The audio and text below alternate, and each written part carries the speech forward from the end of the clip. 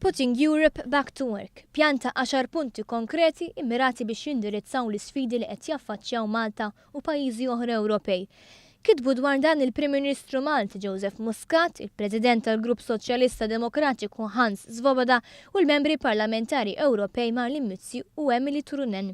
Hekk kif id-dinja qiegħda bil-mod il-mod tirkupra mill-ar riċessjoni fl-aħħar 80 sena, fl-Ewropa għad baqa' 27 miljun ċittadin mingħajr impjieg. Permezz ta' dan il-pjan strateġiku, il-Grupp Soċjalista Demokratiku Ewropew lest li joffri l-bidla fid-direzzjoni li tant hemm bżonn biex l-Unjoni Ewropea terġa' tqum fuq saqajja. U aħna qed nikkonsidraw li jkun hemm investiment ta' 582 billion u jinħolqu 7 miljun xogħol. Ovvjament Malta hija parti mill-Ewropa u aħna qed nikkalkulaw li anke l-Maltin sa jbenefikaw minn din l-inizjattiva ta' 10 punti verament importanti.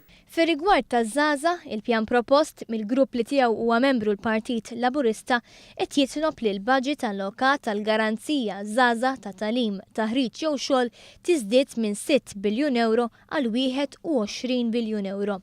Id-dokument isejjaħ ukoll għall-azzjoni effettiva fil-konfront tal-evażjoni tat-taxxa li tiswa lill-Ewropa triljun euro fis-sena. Jingħad ukoll li mingħajr l-innovazzjoni l-industrija Ewropea li timpjega 57 miljun ruħ ma tistax tikber u wisq anqas tikkompeti.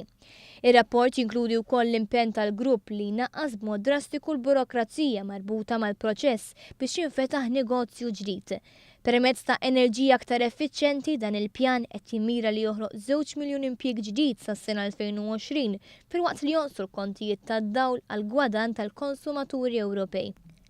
Putting Europe Back to Work jitkellem ukoll dwar l-appoġġ li għandu jingħata lil familji bit-tfal taħt l-età ta' 3 snin, propju biex fl-Ewropa jkun hawn servizz ta' childcare tal-ogħla kwalità.